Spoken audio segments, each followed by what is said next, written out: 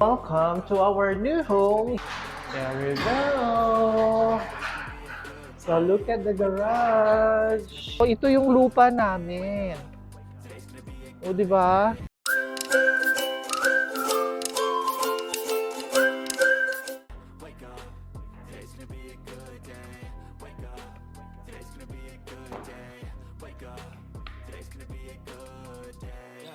Set your affirmations, aspirations. I got shit to do, the aftermath of preparation.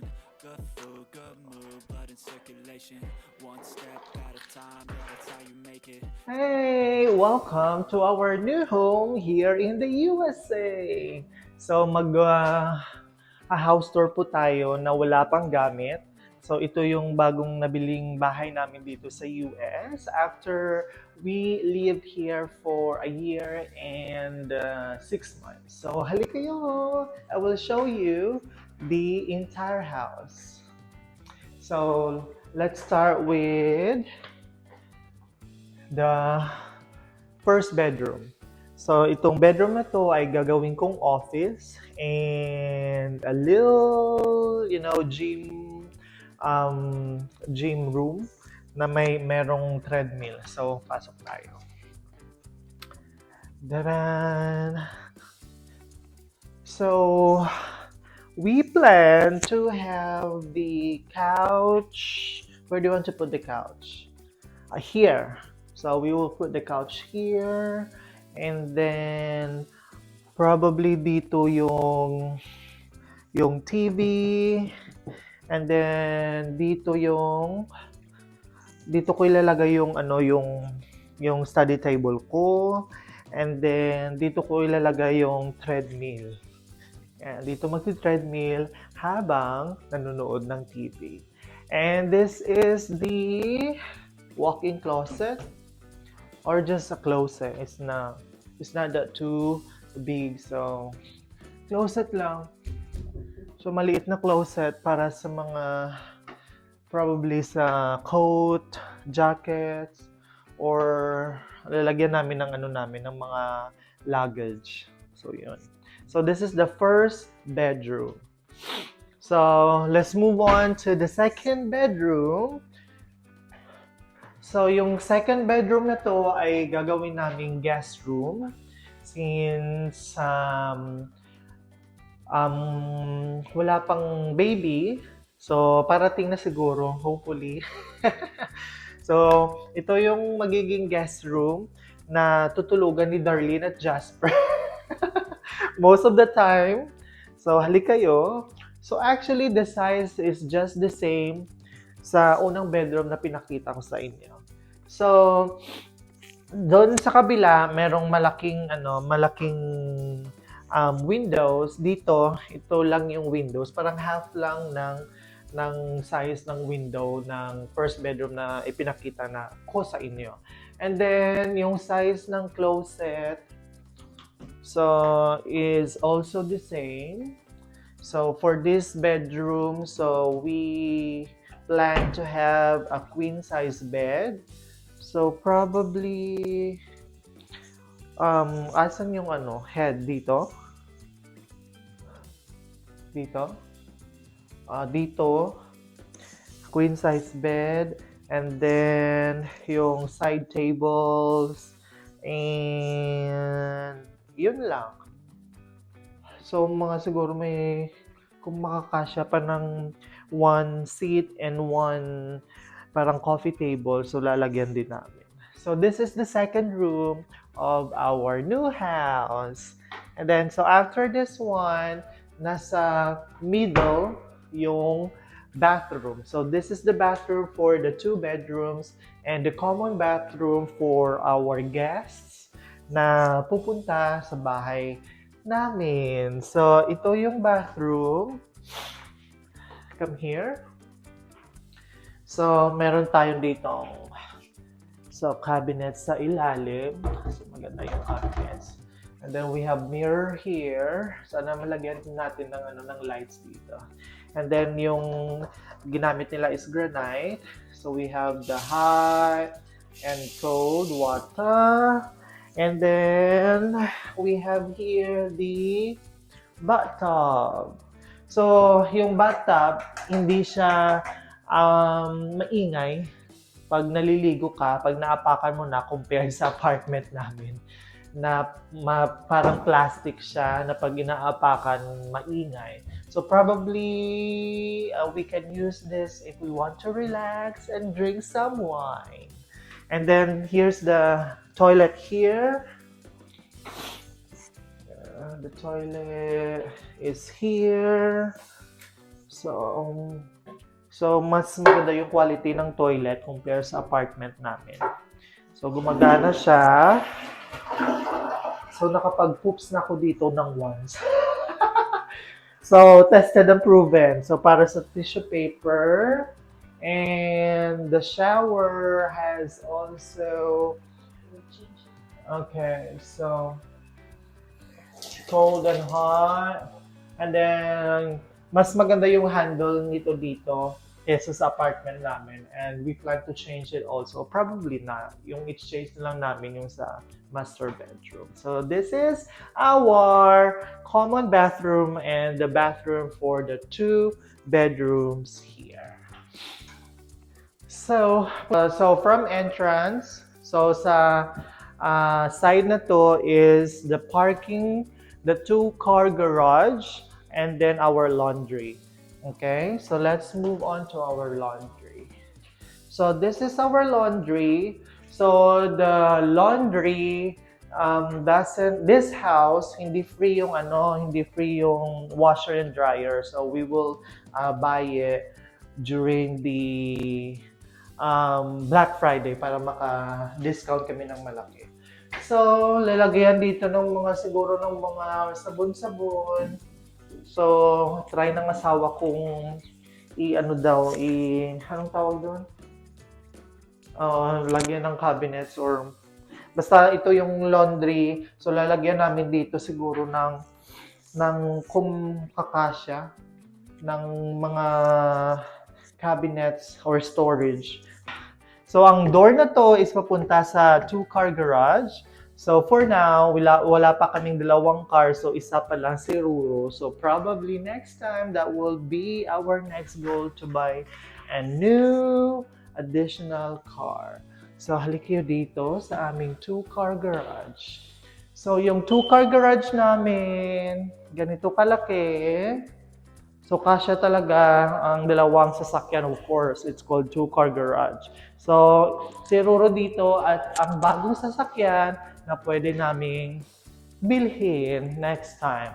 So, para i-open to, yung door na yan, so meron ditong button na nililift lang.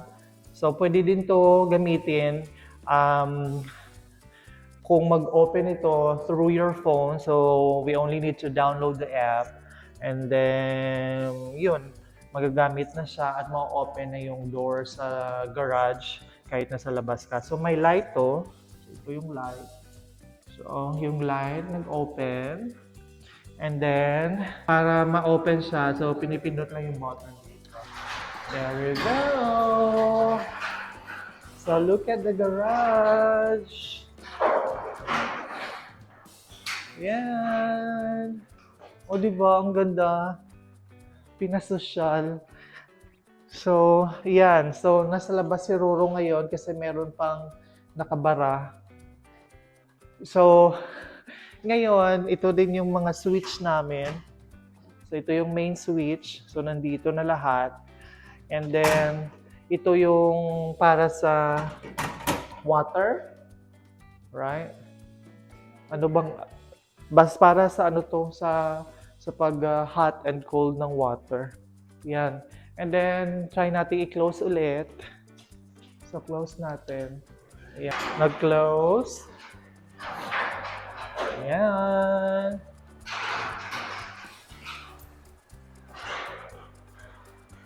And then, i-off natin yung light. Yan. Okay. Let's go to the next one. So, next part after ng laundry area and our garage is our living area. So, sa living area, so meron na kaming ditong, anong tawag dito? Fan? Ceiling fan na may light siya. So, we plan to have a couch here. And then, dito yung TV console namin. Come here. And then, probably we will buy a 75 inches TV. So, hindi namin ilalagay sa wall. So, maglalagay kami ng console. Kasi, plan ng asawa ko is to change the place of the couches or the couch. Rearrange it and the TV. So, probably next time, the TV will be here. The couches will be on this side. So, ganon. And this is our, how do you call this one? Thermometer. Para sa kung during winter, so kailangan gamitin yung heater. So this is also para sa ating air condition. So the air condition is, anong tawag nun? Yung air condition na yan? Ha? Yung air condition namin is anong tawag doon na walang hindi siya split type. Hindi siya built-in. Basta yung aircon namin, so kung makikita mo yan, ganyan, no? Yan. So, each room, yan yung aircon. So, hindi uso dito yung split type na aircon sa US.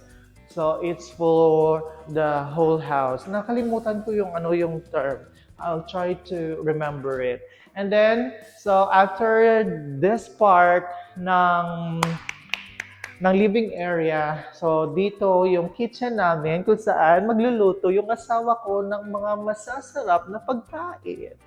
So, ito yung kitchen. Meron kaming countertop. So, the countertop is a granite. And then, meron ditong drawers, lalagyan ng mga utensils, tapos lalagyan ng mga pots. And then it closes like that. You don't have to push it all the way, so it will just push back or close back by itself. And then, we already have the fridge. Kasama na siya sa bahay. So, 2-door fridge or refrigerator. Okay, by Whirlpool.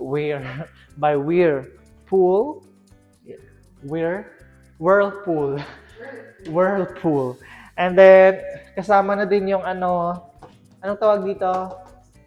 Stove and oven. So, kasama na din yung stove and oven. And then, finally, we have the microwave. Yan, may microwave na. Microwave with what? Yeah, microwave. So, of course, may mga cabinets. I actually like the cabinets. Maganda siya.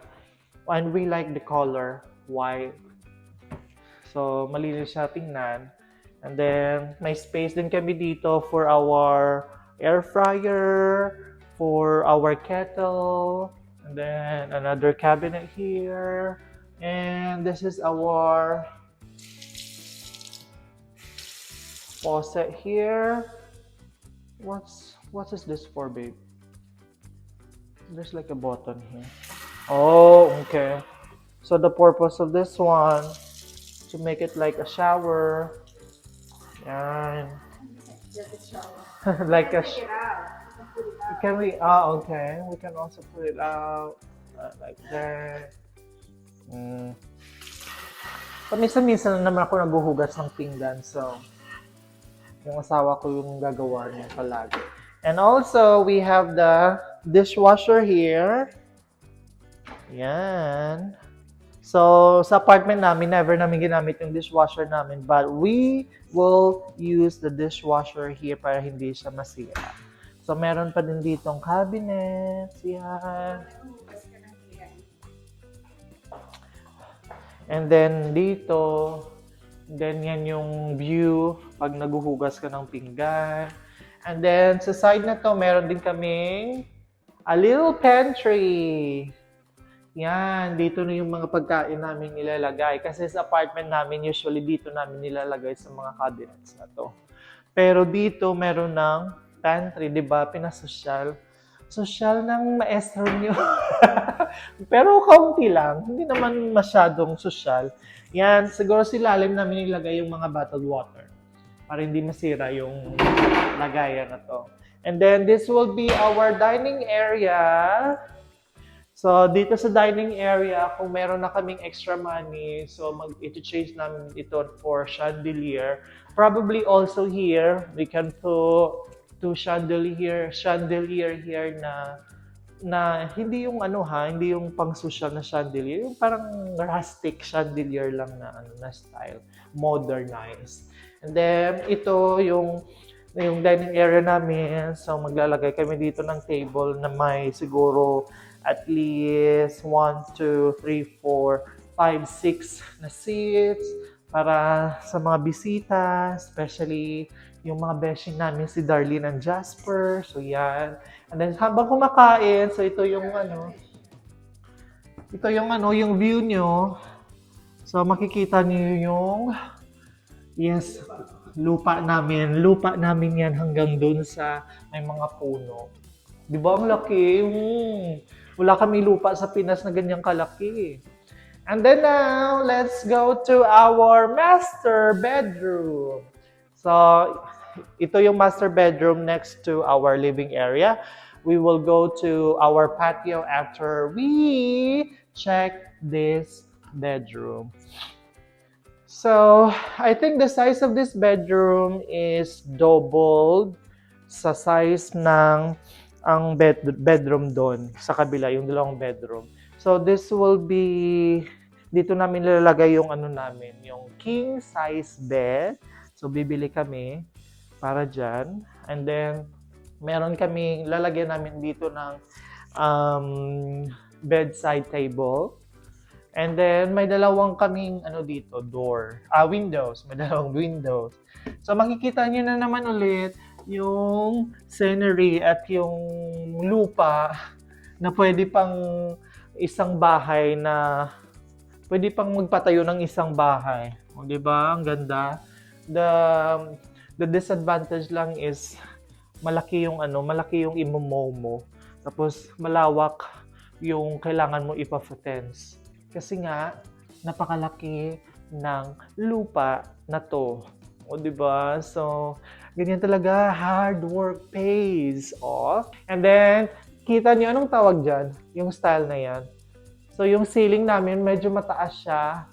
So, actually, maganda siya tingnan. Diba?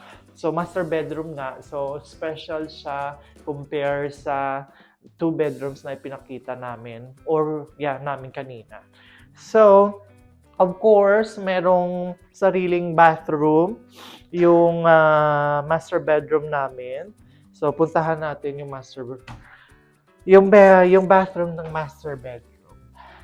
So, dito, meron kaming malaking sink and mirror. Come here. Yan. So, yung sink isa lang, so mas maganda sana dalawa kaya para hindi kami nagsisharean sa isang sink lang. Pero at least malapad na siya, malalagay na yung mga gamit dito, mga pang skin, pang skin ng mga products.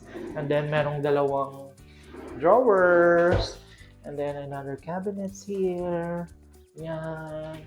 And then the same yung style and color ng granite ng countertop at ng sa bathroom. And then, nandito yung shower room. Ito. Yan. So, walang bathtub dito. Pero, mas prefer namin to kaysa sa bathtub. So, kung gusto namin gumamit ng bathtub, pupunta na lang kami dun sa common bathroom. Yan. And then, dito, so siguro lalagyan namin ng mga towels. Yan. And then, ito yung toilet. So, lalagyan namin dito ng anong tawag doon? Blinds. Para hindi nila ako hindi nila kami makita habang kami ay nagpupupups. And then, so this is the bathroom. And then our walk-in closet is next to it. So this door goes to the walk-in closet. There you go. So, ang walk-in closet na to is like 3 size ng walk-in closet namin sa apartment namin. So, probably, lalagyan namin dito ng mga cabinets. So, kukunin namin to at lagyan siguro namin ng cabinets kung meron ng extra budget. But, see, ang laki siya, parang kakasya dito yung double na bed. Pwede siyang patulugan. Pwede ito patulugan ng 2 tao. Yan, maganda 'di ba? Yan, ito yung walk-in closet. 'Di ba wala kaming walk-in closet sa Pinas, pero dito nagka-walk-in closet. So kailangan talaga magtrabaho para ma-reach yung goals and dreams in life. 'Yun. So after that, punta na tayo sa patio. So ito yung sliding door namin papuntang patio. So, lalagyan din namin dito ng blinds para may privacy kami. So, punta na tayo doon sa patio at sa lupa natin. This is our patio. Yan, malamig ngayon kasi winter na. So, dito maglalagay kami ng upuan, coffee table, para makapag-relax. So, tatambayan talaga namin ito kasi dun sa apartment namin, parang once or twice lang kami tumambay sa, anong tawag dun? Hindi yung patio eh. Ha? Porch. Yan. So, halik kayo sa aming kalupaan. So, ito yung lupa namin. O, di ba? So, from there, so nandito ako. So, yung Bermuda grass hanggang dito lang kasi nagsispread out naman yan. So, ito, yan. Halika. So, hanggang dito, yung lupa. So, nakita nyo yung flag na yon.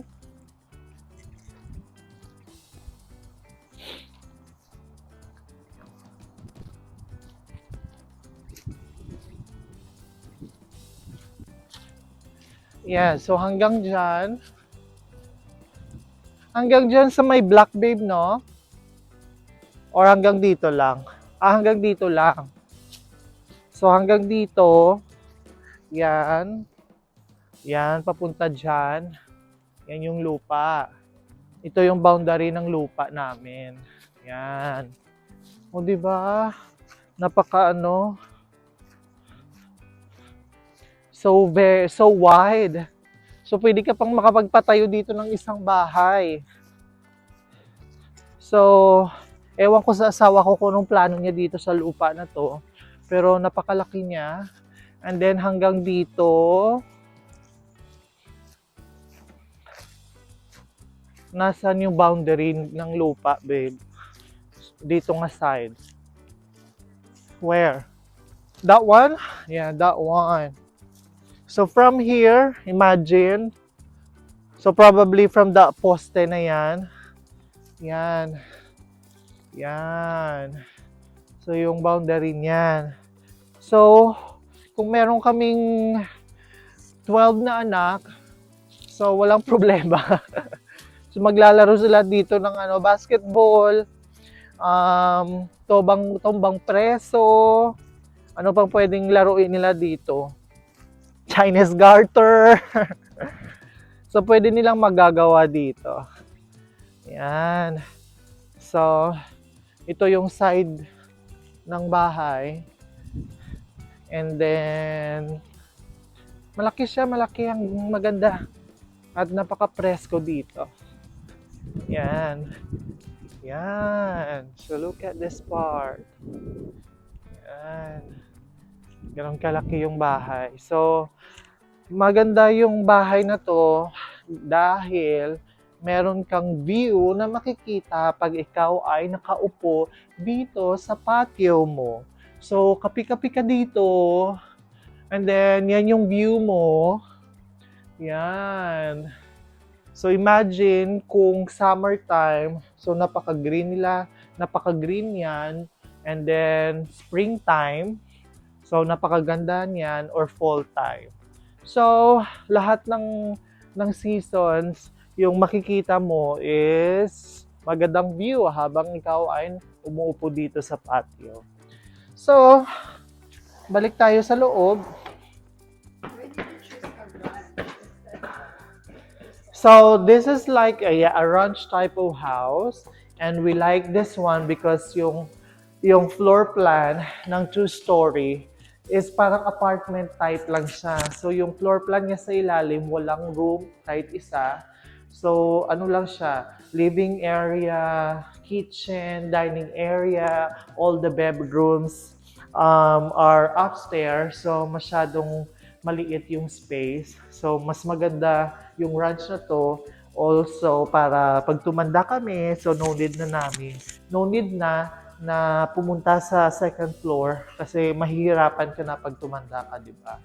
So, yun. So, we will have another house tour kung meron ng mga gamit na kaming mabibili. So, for now, ito lang muna yung house tour natin. So, yung wala pang gamit. And then, we will share yung improvement na magagawa natin. So from now on, so we will try to share yung journey namin habang kami ay yung journey ng pagiging first time homeowner dito sa mga expenses namin, yung mga advantages having your own house here in the US, tapos yung mga struggles na ma-experience namin. So, we will try to share all of those things para meron kayong idea kung gusto niyo pumunta dito sa US, at least makakapag-decide it will be one of your goals or dreams to buy your new house or your own house. So, paano namin nakamit ito? So, of course, we work hard, we pray hard, and then we plan it out, and then we will also show you kung paano namin, yung process kung paano namin nakamit or paano namin nabili yung house na to. Ha? Yeah, so we can consider this our starter house, but who knows, this will be our lifetime house here in the US. So we also need to save up for our future. So this house is so much better na compared to our apartment. At least we don't have to pay our monthly rent. So, parang nagdagdag lang kami ng 1.5 para sa monthly mortgage sa bahay na to. So, it's a good deal actually. There are advantages, there are also disadvantages in buying your own house, but you just need to live with it. Okay? So, kailan ka pa mag-uumpisa? For now, so welcome sa aming bagong bahay dito sa US, and we are so very happy to have this one, and we will share every steps, memories, struggles that we will experience in this new house. So thank you so much, Lord. Thank you sa family namin. Thank you. Yeah, so yun. So hopefully, if you dream to have your own house, so hopefully you can also achieve it in the future. So just work hard, work harder, pray harder, because yun lang naman yung ginawa namin. And you have to love your partner, be faithful, and be loyal. So thank you so much. So see you next time sa bagong bahay namin. Okay, so bye-bye!